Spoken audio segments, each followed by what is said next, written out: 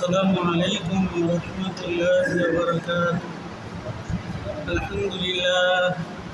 الحمد لله نحمده ونستعينه ونستغفره ونعوذ بالله من شرور أنفسنا ومن سيئات أعمالنا. من يهد الله فلا مضل له ومن يضلله فلا هادي له، ونشهد أن لا إله إلا الله وحده لا شريك له، وأشهد أن سيدنا وسندنا ومولانا محمدا عبده ورسوله الذي أرسله بالحق بشيرا ونذيرا وداعيا إلى الله بإذنه وسراجا منيرا. فقد قال الله تعالى في كلامه المجيد والفرقانه الحميد: أعوذ بالله من الشيطان الرجيم، بسم الله الرحمن الرحيم. وإذ قلتم يا موسى لن نصبر على طعام واحد فادع لنا ربك يخرج لنا مما تنبت الأرض من بقلها وقثائها وفومها وعدسها وبصلها. وقال النبي صلى الله عليه وسلم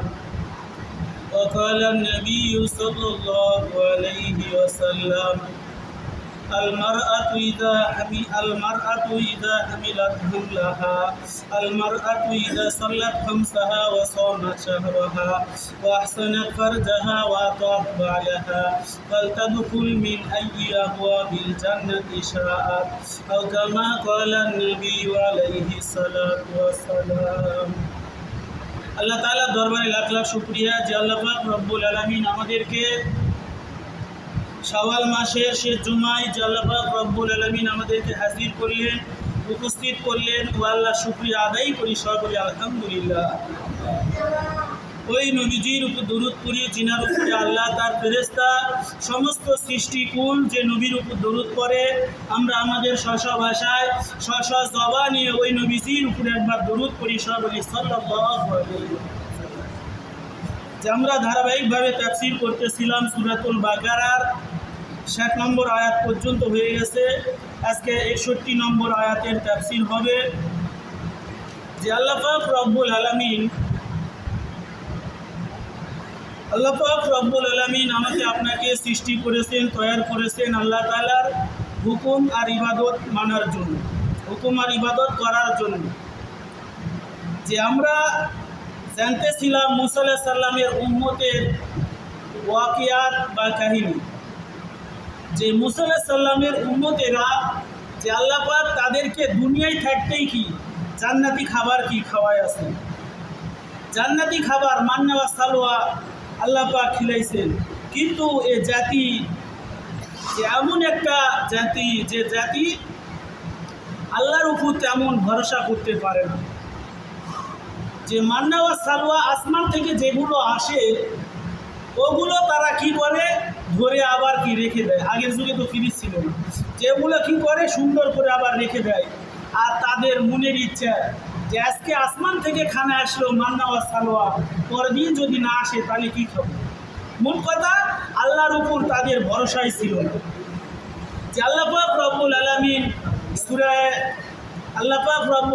28 পারা সূরা যে আল্লাহ বলেন ওয়া মান ইয়াতাওয়াক্কাল আলাল্লাহি ফাহুয়া হাসবু, যে তোমরা কি করবে আল্লাহর উপর ভরসা করবে। যদি তোমরা আল্লাহর উপর ভরসা করো আল্লাহ কি তোমার জন্য রাস্তা খুলে দিবে। ওয়া ইয়ারযুকহু মান ইয়াশা, যে আল্লাহ তাআলা তোমাদেরকে রিজিক দিবে লা ইয়াহতাসিব, তোমরা কল্পনাও করবে। তাহলে আমি আপনি সবাই খানার জন্য ব্যস্ত, যে চাকরি বাকরি কত কিছু করতেছি, কিন্তু সকালবেলায় ফজরের পরে দেখবেন যে পাখিগুলো কিচির মিচির করে তারা কি তার বাসার থেকে বাইর হয়ে চলে যায়। যে সুন্দর আগেই আল্লাহ পাক রব্বুল আলামিন তাদের কি করে তাদের পেট ভর্তি করে আবার তার নিজ বাসায় কি ফিরে আসে। সকলে সুবহানাল্লাহ। এই পাখিগুলো কি করে না, চাকরি করে না। এই পাখি চাকরি করে না, ধান কাটে না, মানুষের কামলা দেয় না, কিচ্ছুই করে না, আল্লাহর উপর ভরসা। এই জন্য আল্লাহ পাক রব্বুল আলামিন তাদের রিজিকের কি করেন, তাদের রিজিকের ফায়সালা আল্লাহ তাআলা করেন। তাহলে আমরা মানুষ, আমরাও যদি কি করি, 5 ওয়াক্ত নামাজ সময় ঠিক রেখে যদি আদায় করি, আল্লাহ পাক 5টা পুরস্কার দিবেন। তার ভিতরে প্রথম নম্বর হলো রিজিকের পেরেশানি আল্লাহ কি দিয়ে মিটিয়ে দিবে। সারাদিন আমি আপনি কত পরিশ্রম করি, যে আজকে আমরা জুমার নামাজ পড়তে আসছি। আল্লাহ পাক বলেন, ইয়া আইয়ুহাল্লাযীনা আমানু ইযা নুদিয়া লিস-সালাতি মিন ইয়াউমিল জুমআ, যখন জুমার নামাজের নিদা দেওয়া হয়, ডাক দেওয়া হয়, ফাসআউ ইলা যিকরিল্লাহ, আল্লাহর জিকিরের দিকে দৌড়াও। ওয়াজারুল বাই, ব্যবসা বাণিজ্যগুলো বন্ধ করে দাও। যালিকুম খায়রুল লাকুম ইন কুনতুম তা'লামুন, যেখানে তোমাদের মঙ্গল যদি তোমরা বুঝতে পারো। ফাইদা কুদিয়াতিস সালাত, যখন নামাজ শেষ, ফান্তাশিরু ফিল আরদ, সঙ্গে সঙ্গে তোমরা কি করো, জমিনে ছড়ায়া পড়ো। তাহলে আল্লাহ পাক বলতেছেন যে তোমরা জমিনে ছড়ায়া পড়ো। তাহলে নামাজ হয়ে গেলে মসজিদে আর কি থাকা যাবে না, সঙ্গে সঙ্গে রিজিক কামাইয়ের জন্য যাইতে হবে। তাহলে আমরা যে তাফসীর শুনতেছিলাম, 60 নম্বর আয়াত পর্যন্ত হয়ে গেছে আজকের আলোচনা। সূরাতুল বাকারার 61 নম্বর আয়াত থেকে আল্লাহ বলেন, وَإِذْ قُلْتُمْ يَا مُوسَى لَن نَّصْبِرَ عَلَىٰ طَعَامٍ وَاحِدٍ فَادْعُ لَنَا رَبَّكَ يُخْرِجْ لَنَا مِمَّا تُنبِتُ الْأَرْضُ مِن بَقْلِهَا وَقِثَّائِهَا وَفُومِهَا وَعَدَسِهَا وَبَصَلِهَا। আর যখন তোমরা বলেছিলে, হে মুসা আলাইহিস সালামের উম্মতেরা যখন মুসা আলাইহিস সালামকে বলেছিল, আল্লাহ বলতেছেন, ওয়াইন কুলতুম ইয়া মুসা লা নাসবিরু আলা তাআমিন ওয়াহিদিন ফাদউ লানা রাব্বাকা ইখরিজ লানা মিম্মা তুনবিতুল আরদু মিন বাকনিহা ওয়া কিসাইহা ওয়া ফুমিহা ওয়া আদাসিহা ওয়া বাসলিহা। আর যখন তোমরা বলেছিলে, হে মুসা, আমরা একই রকম খাদ্য কখনো ধৈর্য ধারণ করব না, মানে একই রকম খাদ্যে আমরা ধৈর্য ধারণ করব না। মানে এই জাতিটা যদিও কি আল্লাহর উপর নির্ভরশীল ছিল না, মানে মোট কথা প্রত্যেক দিন একই খাবার, যে এটাই কি তারা সহ্য করতে পারে না। মনে করেন একজন মানুষ প্রত্যেক দিন কি মাছে ভাতে বাঙালি, প্রত্যেক দিন মনে করেন খালি মাছ দিয়ে ভাত দিচ্ছে, তাহলে সে বলবে যে সারাদিন প্রত্যেক দিন মাছ খাওয়ার ভালো লাগে না। যে যদি কি হয়, গোশতের ব্যবস্থা করা যায়, গরু হোক, মুরগি হোক, পোলট্রি হোক, যে কোনো একটা হোক, একটা ব্যবস্থা করো, যে প্রত্যেক দিন মাছ খেতে ভালো লাগে না। আবার মনে করেন কেউ প্রত্যেক দিন বড় মাছ খেলো, তারপরে সে বলবে যে ছোটো মাছ নিয়ে এসে দাও, যে প্রত্যেক দিন এক খাবার, এটা কি ভালো লাগে না। তাহলে আল্লাহ পাক রব্বুল আলামিন জাতির উপর এত ইহসান করেছিলেন যে তোমাদের রিজিকের কোনো পেরেশানি নাই, তোমরা কি আল্লাহর ইবাদত করবে, আসমান থেকে রিজিক তোমাদের জন্য আল্লাহ বরাদ্দ করেছে। কিন্তু এই জাতি বলতেছে যে এক খাবার আমরা ডেলি খেতে পারবো না, আমরা কি করব, ওয়াফুমিহা ওয়া আদাসিহা ওয়া বাসলিহা। সুতরাং তুমি তোমার রবের কাছে আমাদের জন্য প্রার্থনা করো, তিনি যেন আমাদের জন্য ভূমিজাত দ্রব্য, শাকসবজি, কাকুর, গম, মসুর, পেঁয়াজ উৎপাদন করে। তাহলে এরা বলতেছে যে বলতেছে, হে মুসা, আপনি আপনার রবের কাছে কি করুন, একটু আরজি করুন, আমরা এক খাবারে প্রত্যেক দিন ধৈর্য ধারণ করতে পারবো না, আমরা তো ভূমিজাত দ্রব্য, শাকসবজি, কাকুর, গম, মসুর, পেঁয়াজ উৎপাদন করেন, যে এগুলো উৎপাদন করতে বললেন। قال أتستبدلون الذي هو أدنى بالذي هو خير اهبطوا مصرا فإن لكم ما سألتم وضربت عليهم الذلة والمسكنة وباءوا بغضب من الله। মুসা বললেন, তোমরা কি উত্তম জিনিসের বদলে নিম্নমানের জিনিস চাও? তাহলে আল্লাহ পাক আসমানি খানা দিতেছে। মান্না ওয়া সালোয়া কি জিনিস, এটা আমাদের জানতে হবে। মান্না ওয়া সালোয়া হইতেছে যে মান্না সালোয়া, এটা মিষ্টান্ন জাতীয় খাদ্য, আর কি পাখির গুস্তর মতো, যে প্রত্যেক দিন ফজরের পরে তাদের বাড়িতে চলে আসতো, আল্লাহর ফেরেশতা এগুলো দিয়েছে। কিন্তু তারা এই খাদ্যদ্রব্য এগুলো না খেয়ে তারা কি শাকসবজি, মসুর, গম, পেঁয়াজ এগুলো খাওয়ার জন্য কি করলেন, আরজু করলেন। মুসা আলাইহিস সালাম ক্ষিপ্ত হয়ে গেল যে তোমরা আসমানি খাদ্য, আল্লাহ তাআলা উৎকৃষ্ট ধরনের খাদ্য দিতেছেন, যে তোমরা জমিনে নিম্নমানের খাবার কেন তোমরা খাবে? তাহলে জমিনে নিম্নমানের খাবার চাওয়ার কারণেই যে আজ আমরা কি মনে করেন আলু, ভুট্টা, পেঁয়াজ, মরিচ, বাগুন, টমেটো, মোট কথা যত কি শাকসবজি এগুলো আমাদের আবাদ করতে হইতেছে। তাছাড়া মুসা আলাইহিস সালামের উম্মতের ধারাবাহিকতার পরে আমরা আসতেছি যে আল্লাহ পাক আমাদেরও কি মান্না ওয়া সালওয়া খাওয়ারই ব্যবস্থা করতেন, সবই সুবহানাল্লাহ। কিন্তু ওই মুসা আলাইহিস সালামের উম্মত থেকে বন্ধ হয়ে গেল। তখন আজ আমরা কি যে খাওয়ার জন্য যে আল্লাহ পাক রব্বুল আলামিন মানুষের ভিতরে দুইটা ক্ষুধা দিয়েছে, দুইটা ক্ষুধা। এক ক্ষুধা কি পেটের ক্ষুধা, আর একটা কি জৈনাঙ্গের ক্ষুধা। যে পেটের ক্ষুধাও কি হালালভাবে হালাল খাইতে হবে, আর জৈনাঙ্গের ক্ষুধা যেটা সেটাও কি করতে হবে, হালাল স্ত্রীর সঙ্গে মেলামেশা করতে হবে। যে হালাল স্ত্রী বাদ দিয়া যদি কেউ খারাপ জায়গায় চলে যায়, টাকা দিয়ে কি করলো, রাত কাটাইলো, এটাও কি হারাম। আর যদি এই উদরে যদি কেউ কি করে হালাল খাওয়া বাদ দিয়ে হারামগুলো ঢুকায়, যে 2 জুম্মা আগে যেটা বললাম যে বৃষ্টির জন্য গোটা বাংলাদেশে নামাজ হইতেছে, কিন্তু দোয়াগুলো আসমানে উঠতেছে না। কারণ যে আজ আমরা সুদ ঘুষের টাকা হালাল হারাম বেচতেছি না। আল্লাহর পয়গম্বর বলেন লা ইয়াতিয়ান্না আলা নাসি জামানুন লা ইউবালিল মারই আখাযা মিনাল হালালি মিনাল হারামি। আল্লাহর পয়গম্বর বলেন সে জামানায় আমার উম্মতের ভিতরে এমন কিছু মানুষ আসবে যারা এই কথা চিন্তা করবে না আমার টাকা হালালভাবে আসলো না হারামভাবে আসলো, এই চিন্তা সে করবে না। তার চিন্তা হলো টাকা কামাই করতেই হবে। এই জন্যে আল্লাহ পাক আমাকে আপনাকে যাদেরকে আল্লাহ পাক শক্তি সামর্থ্য দিয়েছে, 2 হাত দিয়ে আমরা কি করব, কামাই করব। এই কামাইটা যেন আমার কি হয়, হালালভাবে হয়।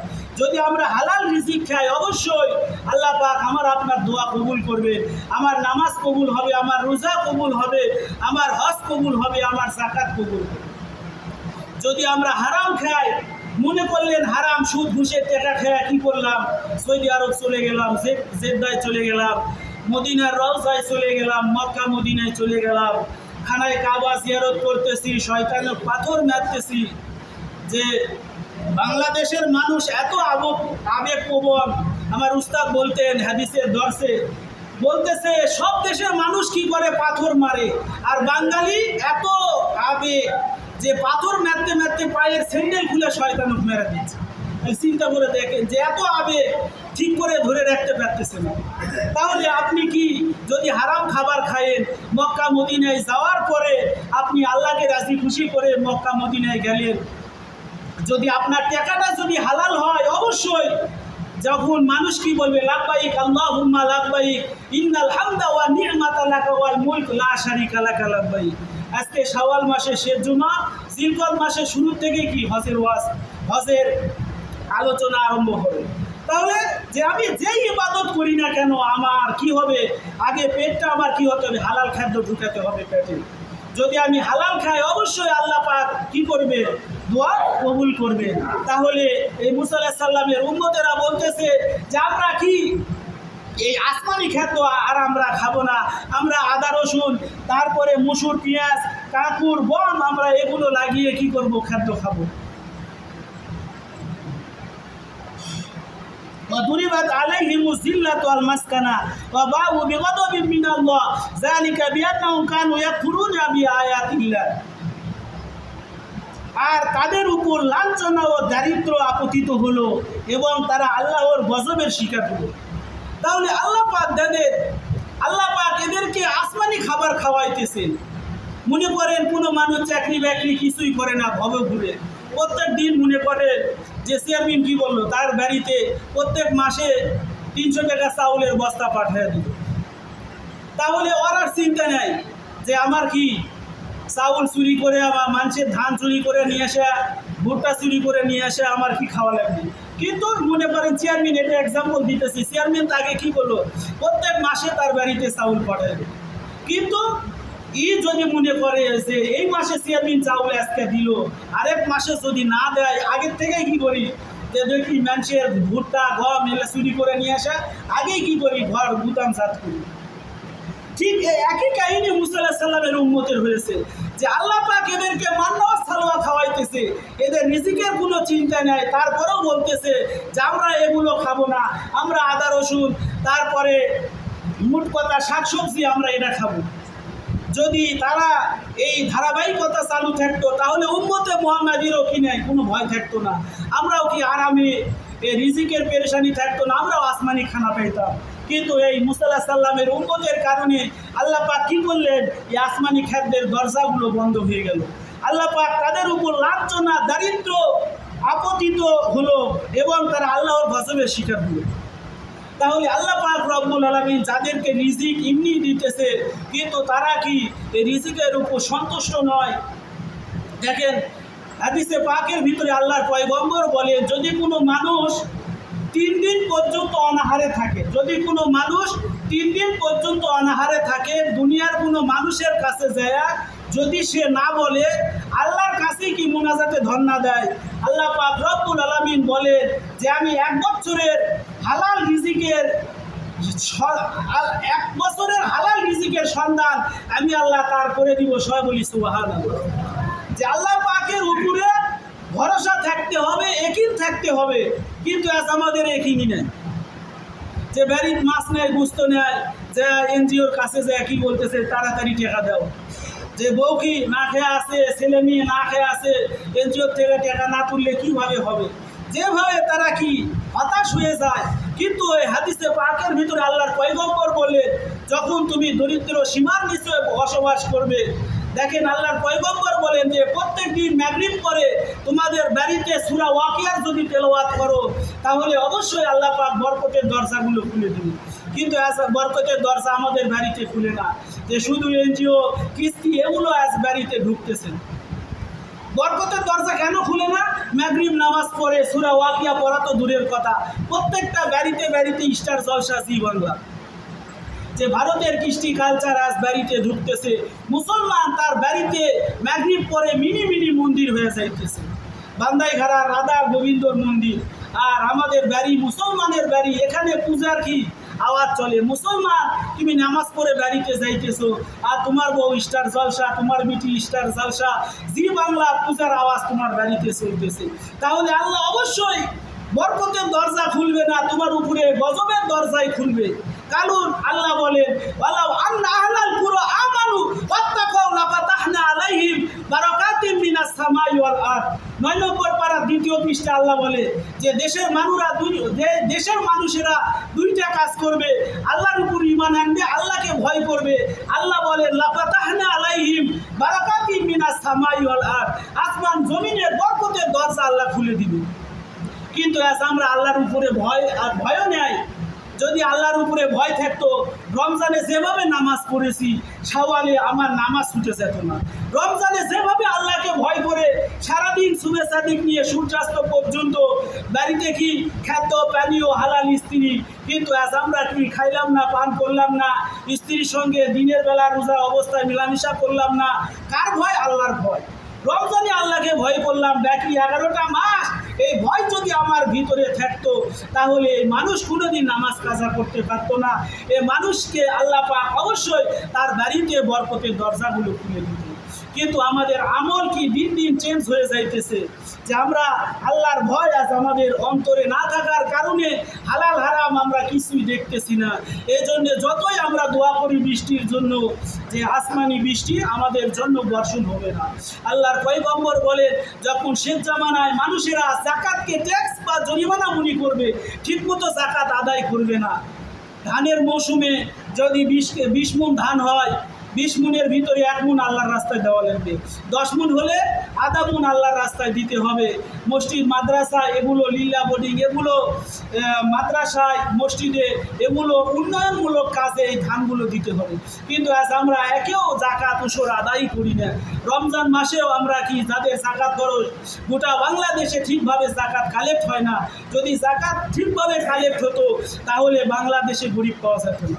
যে এই জন্যে জাকাত যখন বন্ধ হয়ে যায়, আল্লাহ আসমানি বৃষ্টি বন্ধ করে দেয়। আর আল্লাহ বলেন, জহরাল ফাসাদু ফিল বাররি ওয়াল বাহরি বিমা কাসাবাত আইদিন নাস, জলে স্থলে যত ফাসাদ ঘটে সব মানুষের 2 হাতের কামাই। তাহলে মানুষের 2 হাতের কামাই, এ মানুষ যত নেক ভালো করবে, নেক আমল করবে, আল্লাহ পাক বরকতের দরজা খুলে দিবে। এ মানুষ যতই কি করবে, আল্লাহর নাফরমানি করবে, আল্লাহ পাক গজবের দরজা খুলে দিবে। আমি আপনি কান্দে মরে যাইতেছি, যে দোয়া করতেছি আল্লাহুম্মা সাইয়্যিবান নাফিয়া, আল্লাহুম্মা সাইয়্যিবান নাফিয়া, ইয়া আল্লাহ উপকারী বৃষ্টি বর্ষণ করো, কিন্তু বৃষ্টি হইতেছে না।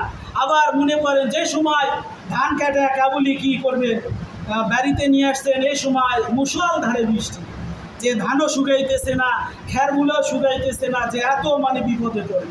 তাহলে যে সময় বৃষ্টি চাইতেছেন ওই সময় বৃষ্টি আসতেছে না, যে সময় দরকার নেই ওই সময় বৃষ্টি আসবে কেন? এগুলা গজব। যে আল্লাহর পয়গম্বর বলেন, যখন মানুষ নাফরমানি করবে আমি আল্লাহ অতিবৃষ্টি অনাবৃষ্টি এই উম্মতের ঘাড়ে চাপায়া দিব। ওয়ালা নুযিকান্নাহুম মিনাল আযাবিল আদনা দুনাল আযাবিল আকবারি লাআল্লাহুম ইয়ারজিউন। যে আল্লাহ বলেন, আমি আল্লাহ তোমাদেরকে আগে ছুটে আযাব দিই, এরপরে বড় আযাব দিই, লাআল্লাহুম ইয়ারজিউন। বান্দা, তাও তুমি অ্যাবাউট টান আমার দিকে কেন তুমি ফিরে আসো না? যে আল্লাহর দিকে ফিরে আসতে হবে। তাহলে আমরা শুধু জুমার দিনের মুসল্লি হলাম, বাদ বাকি 6টা দিন যে রমজান মাসে ফজরের নামাজে 2-3 কাতার হইতেছিল, আর রমজান পরে শাওয়ালের দিকে যে আর ফজরের 1 কাতারই হইতেছিল। তাহলে আমার আপনার ইমান কোথায় গেল? আল্লাহর ভয় কোথায় গেল? রমজানে এত নামাজ পড়লাম, রমজানে যে আজান দেওয়ার আগেই কি মানুষ মসজিদে আসা শুয়ে থাকে, রমজান চলে গেল আর কি ওই সাত মুখখানা আর দেখা যায় না। জুম্মার দিন দেখা যাইতেছে, আবার 6টা দিন দেখা যাবে না, আবার কি তারা আবার 6টা দিন পরে আসবে। তাহলে এই যদি হয় আমাদের হাকিকত, এই যদি হয় আমাদের বাস্তবতা, তাহলে আমি আপনি যতই আল্লাহর কাছে রুনাজারি করি, কান্নাকাটি করি, আমার আপনার দোয়া কি হবে না? আসমানি হবে না। তাহলে কি বলতেছে? যে আল্লাহ পাক রব্বুল আলামিন তাদের উপরে লাঞ্ছনা ও দারিদ্র আপতিত হলো এবং তারা আল্লাহর গজবের শিকার হলো। তারা আল্লাহর গজবের শিকার হলো কি কারণে? ওয়ায়াকতুলুনা নাবিয়্যিনা বিগাইরিল হক। এটা এজন্য যে তারা আল্লাহর আয়াতকে অস্বীকার করতো। দেখেন, কোরআন শরীফ থেকে যতগুলো আয়াত বললাম, যে প্রত্যেকটাই কি আল্লাহর কথা, ডাইরেক্ট যতগুলো আয়াত বললাম সবগুলো আয়াতের কথা। এরপরেও মানুষ বলবে যে হুজুরের কথা শুনে কি হবে, যে আলেম উলামাদের কথা শুনে, ইমাম খতিবদের কথা শুনে এদের লাভ কি? যে এদের কথা শুনে দুনিয়ার টাটকা সুখ আমরা কি করব না, বঞ্চিত হব না। যে দুনিয়ার টাটকা সুখ, দেখেন বাংলাদেশে এত ওয়াজ নসিহত হয়, আর কোনো দেশে এত ওয়াজ হয় না। ভারত, পাকিস্তান, তারপরে বাংলাদেশে কি নাম্বার 1, যে এত ওয়াজ মাহফিল, প্রত্যেক দিন ওয়াজ মাহফিল হইতেছে। যে আজ বাংলার মানুষ যদি ওয়াজ অনুযায়ী কাজ হইতো, তাহলে বাংলাদেশের মানুষ কি সবগুলো ইমানদার হওয়ার কথা। কিন্তু বাংলাদেশ প্রত্যেক বছরই কি দুর্নীতিতে চ্যাম্পিয়ন। তাহলে এ মানুষ যে আল্লাহ পাক এই উম্মতকে এতই কি খয়রুল উমাম, শ্রেষ্ঠ উম্মত করে আল্লাহ বানাইলেন। আল্লাহর পয়গম্বর বলেন, ইন্নাল জান্নাতা হুরিমাত আলাল আম্বিয়াই হাত্তা আদখুলাহা।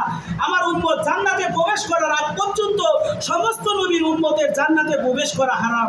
সবাই বলি সুবহানাল্লাহ। তাহলে এই উম্মতের কত দাম! এই উম্মতই আগে জান্নাতে যাবে, তারপরে অন্যান্য নবীর উম্মত জান্নাতে যাবে, তারপরে আমার নবী আগে জান্নাতে যাবে, তারপরে সমস্ত নবী জান্নাতে যাওয়ার পারমিশন পাবে।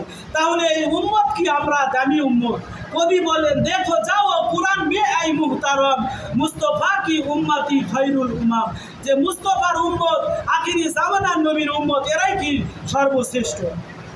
তাহলে এই নবীর উম্মত হওয়ার পরে যে আমাদের উপরে এত লাঞ্ছিত, এত আযাব গজব, যে গোটা পৃথিবীর ভিতরে শুধু মুসলমানেরাই কি করতেছে, আজ মের খাইতেছে। লেবাননে, ফিলিস্তিনে, তারপরে মায়ানমার, বার্মা, তারপরে ইরাক, আফগানিস্তান, সব জায়গায় শুধু মুসলমানই মের খায়। মুসলমান তো মের খাওয়ার জাতি না। বাংলাদেশে কত মুসলমান, তাও বদরি সাহাবীর মতো 313 জন ইমানদার এখনো কি বাংলাদেশে জন্ম হয় না। যে বাংলাদেশে মুসলমানের চাইতে হিন্দুরাই কি দাপটে আছে। ফরিদপুরে মুসলমান 2টাকে মারতে মারতে মেরে ফেলেছে। তাহলে চিন্তা করে দেখেন, যে দেশে মুসলমানের দেশ, আর মুসলমানেরাই কি এরকম সুখে নেয়, হিন্দুরা এত সুখে আছে। শ্মশান পূজার নামে তারা কি করতেছে, প্রকাশ্য অস্ত্র শস্ত্র নিয়ে তারা কি পূজা করতেছে, রোড মার্চ করতেছে। বাংলাদেশের ভিতরে ইসকন নামে যে হিন্দু বৌদ্ধ খ্রিস্টান একটা ঐক্য পরিষদ ইসকন, যে তারা এত শক্তিশালী যে তাদের মন্দিরে ভারতে একটা যে তারা মিটিং হয়েছে, তারা বলতেছে ওই মিটিংয়ের ভিতরে যে হে হিন্দু সম্প্রদায়, তোমাদের আজকে মিটিংয়ে একটা সিদ্ধান্ত হবে, তোমরা কি করবে, মুসলমানের ছেলে মেয়ের সঙ্গে তোমরা কি করবে, প্রেম প্রীতি করবে। যে প্রেম প্রীতি করে তাদেরকে যদি বিয়ে করতে পারো, তাদের পেটে হিন্দুদের বাচ্চা যদি প্রবেশ করাইতে পারো, আবার প্রেম ভালোবাসা করে তাদেরকে ভারতে যদি নিয়ে আসতে পারো, ভারতের নিষিদ্ধ পল্লীতে বিক্রি করে দিতে পারো, তাহলে তোমাদের কি অনেক পুরস্কার আছে। যে হিন্দুরা আজকে এই কি পরিকল্পনা করতেছে। অতএব মুসলমান যারা আছি, আমাদের ছেলে মেয়েদেরকে সাবধান সতর্ক থাকার আহ্বান জানানো হইতেছে। যে হিন্দুরা এই প্ল্যান আর পরিকল্পনা করতেছে যে মুসলমানের ছেলে মেয়েকে মুসলমান নবমুসলিম পরিচয় দিয়ে তারা কি ফেসবুক, মেসেঞ্জার, ইউটিউব এগুলোর ভিতরে প্রেম করে মুসলমান মেয়েদের সর্বনাশ করার একটা প্ল্যান তারা করতেছে। এই জন্য মুসলমান আবার আপনার কি সাবধান থাকতে হবে। তাহলে যে এই মুসা আলাইহিস সালামের উম্মতের উপরে আল্লাহর আযাব গজব কেন আসলো? আল্লাহ বলেন যালিকা বিআন্নাহুম কানু ইয়াকফুরুনা বিআয়াতিল্লাহ, তারা আল্লাহর আয়াতকে কি করে, মিথ্যা মনে করে। ওয়া ইয়াকতুলুনা নাবিয়্যিনা বিগায়রিল হক, আর তারা কি করে, নবীদেরকে নাহকভাবে হত্যা করে। যে বনী ইসরাঈলের ভিতরে এত নবীকে তারা প্রকাশ্যে কি করেছে, হত্যা করেছে, এরকম আর কোনো জাতি হত্যা করে নাই। যে ইহুদির ভিতরে একজন যে হিটলার, এই হিটলার কি কত মুসলমানকে হত্যা করে, ইহুদিদেরকে হত্যা করেছে। তারপরে হিটলার বলতেছে যে কিছু ইহুদি আমি জিন্দা রেখেছি যেন মুসলমান বুঝতে পারে ইহুদি কিসের স্যার। আল্লাহ বলে লায়াতিয়ান্না আলান নাস, যে আল্লাহ পাক বলে লাতাজিদান্না আশাদ্দান নাসি আদাওয়াতান লিল্লাযিনা আমানুল ইয়াহুদা ওয়াল্লাযিনা আশরাকু, যে ইহুদি খ্রিস্টান এরা কি মুসলমানের জানের শত্রু। তাহলে ইহুদি খ্রিস্টানরা আজকে ফিলিস্তিনে আজকে মুসলমান মেরে শেষ করে দিতেছে। আর আমরা মুসলমান যে আজকে ইসরায়েল ওই দেশের কি আজকে আমরা কোকাকোলা, পেপসি এগুলো দিয়ে তাদের দেশের খাবার আমরা খাইতেছি। আর আমাদের এই জায়গাগুলো নিয়েই তারা কি করতেছে, মুসলমান হত্যায় লিপ্ত আছে। তাহলে আল্লাহ বলেন যে এই মুসা আলাইহিস সালামের উম্মতের উপরে গজব আসার কারণ যে তারা আল্লাহর আয়াতকে মিথ্যা মনে করতো। ওয়ায়াকতুলুনা নাবিয়্যিনা বিগায়রিল হক, তারা নবীদেরকে হত্যা করেছে। যেই জন্য মুসা আলাইহিস সালামের উম্মতের উপরে এত আযাব। যালিকা বিমা আসাও ওয়া কানু ইয়াতাদুন, অবাধ্যতা ও সীমালঙ্ঘন করার জন্যই তাদের এই পরিণতি হয়েছিল। অবাধ্যতা ও সীমালঙ্ঘন, মোট কথা নবী রাসূল আসছে মানুষদেরকে জান্নাতে নিয়ে যাওয়ার জন্য, কিন্তু এই জাতিরা জান্নাতের কথা বলুক, এটা কি এই বনী ইসরাঈল সম্প্রদায় চায় না।